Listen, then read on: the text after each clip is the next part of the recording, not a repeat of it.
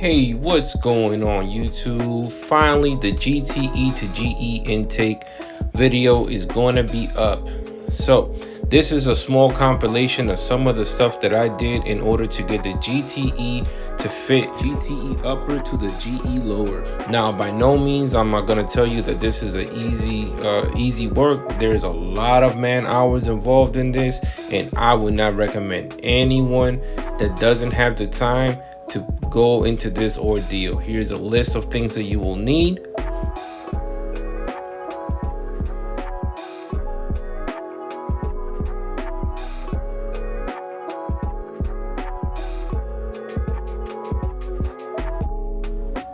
Alright, so I'm gonna do my best to try to explain what's going on. So at this point here, the manifold has already been ported. The upper manifold was already ported. As you can see, the shapes are radically different than what it was before. And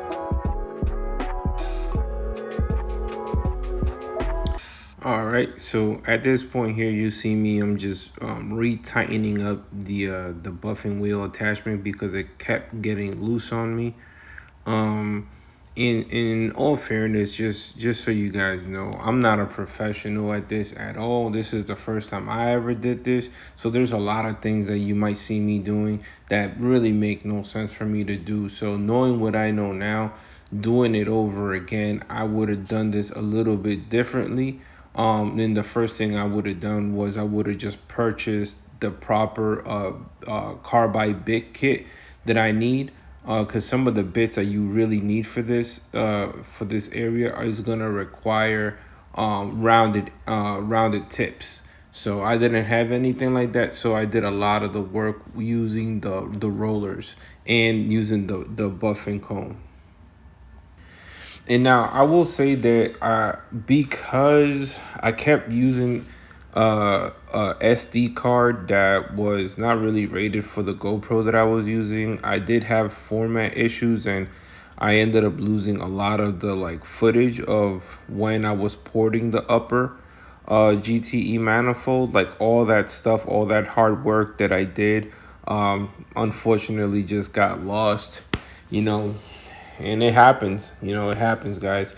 So at least at this point, I do have some of this footage that I wanted to show. As you can see how clean the port is and how smooth I managed to get it. I want you to pay close attention to these the two center cylinder ports. I think it's cylinder 3 and 4.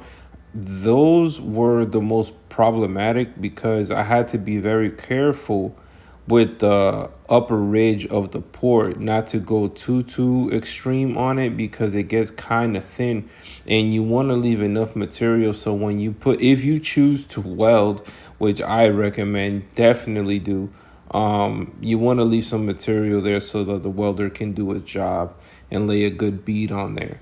Now I've seen people also just add material to it and then use a lathe to redo the flange and do it that way so you can use the gasket. But if you ask me, I think that's kind of a waste of time.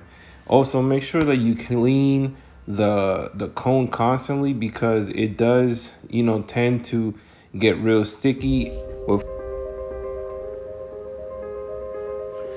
And also, besides cleaning the cone, definitely get yourself a bucket of soapy water, and you're gonna take this whole manifold and dump it in there and clean out those ports too, to just get rid of some of that dirt and build up so that you can actually see what you're doing. Because I can tell you that after some time, you really don't know what's what in there, because of the aluminum starts to build up with the compound. So you really gotta kind of just clean that stuff out.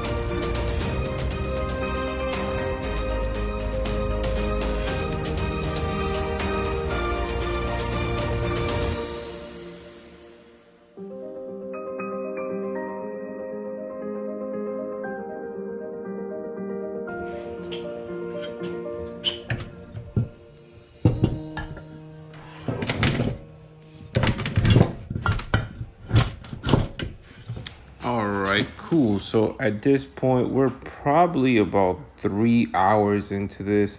Finally at the cylinder head side of the ports now. So what I'm doing here is I'm using the coarse rollers to remove a lot of that greediness around the port, and also pay close attention to the part where the injector dips into the port. It's actually pretty jacked up. Like the casting around there is pretty awful, and I don't know if this makes a big deal, but on this I cleaned up a lot of the area around there because the casting was so horrific that I just couldn't imagine the injector being able to spray adequately around there without catching all the grit around the injector port. So I actually smoothed a lot of that crap out, and I'll show some pictures later towards the end of how it looked.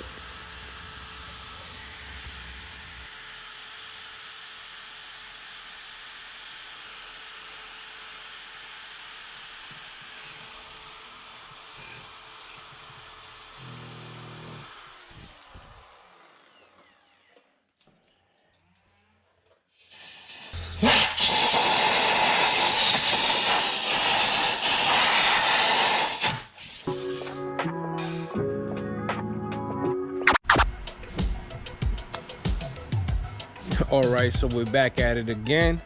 Another beautiful day in Maryland, and we're gonna keep on going with the GTE to GE intake manifold conversion. So the last video that I was doing, I got a lot of stuff done as far as like getting a lot of the core stuff done on the manifold, getting a lot of that crap moved out the way and pretty much shaping the ports. So today I'm gonna show you where we at now. Show y'all. Let me see if I can get this turned around.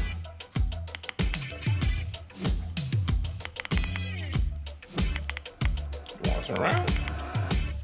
And well, I guess we'll just do it slowly. Sorry, I'm still trying to figure out how this thing works. And at this point, you can tell I'm having trouble with my camera. But fuck it, man. I'm going to describe what's going on. So I'm pretty much showing you the work that I've done at this point. If you take a close look, you can see that the radius that I've actually ported into both of these open. As you see right there, how it's ported at an angle. You have to take into consideration how it's going to flow into the upper manifold. So this is pretty much my best attempt to try to match what the transition is on the upper GTE manifold. So pretty much that's where I was at this moment. So here's the next clip. Yo, what's good, peeps? So at this point, pretty much in the video, what I'm trying to do is I'm trying to show you how much we've changed the lower GE runner in order to match the port size on the GTE upper. So as you can see, I have shaped the lower runners into practically the same shape as the GTE upper intake manifold. So at this point, what we're gonna do is that we're gonna continue to shape and port and polish till we have pretty much a good merge between both of the parts, which is knowing what I know now and how much labor intensive this process is. I probably would never advise anyone to overtake this and well, undertake this, I should say, and do this, at home. One, I didn't really have all the necessary bits to do a really good job to make it at least more efficient. So because I was lacking in a lot of the special tooling, it took me a very long time to get this to where it's at right now. So I see I'm pointing at the runners, and I'm showing that these two middle runners are actually they have the most extreme port on them, because they actually get pretty thin towards the bottom end of it right here. So when I had my fabricator welded together, he had to add a good bead on the back end just to make sure that we had enough material, so it wouldn't crack or anything like that. But I'll show you pictures as we go on. Also, just a heads up, I lost a lot of I'm telling you right here, yeah, go buy these shits at fucking what's it called, Harbor Frisate and all this bullshit. Whatever, man. Listen, don't ever do this job. This shit takes lots of man hours, and at this point I was absolutely tired and done with this project. I just wanted to get it done and over with, have it welded, and move on to the next. So I'm gonna stop talking. I'm gonna just let this shit play, and I'll cut in from time to time just to explain whatever I'm doing. All right, peace.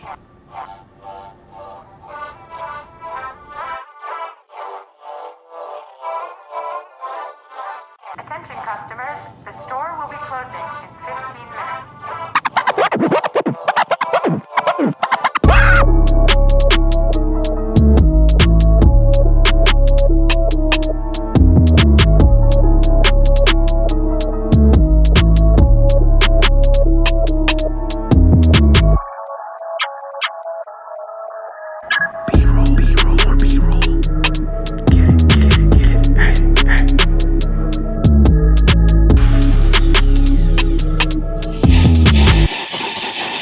Yo, we done? Yeah, I think we're done.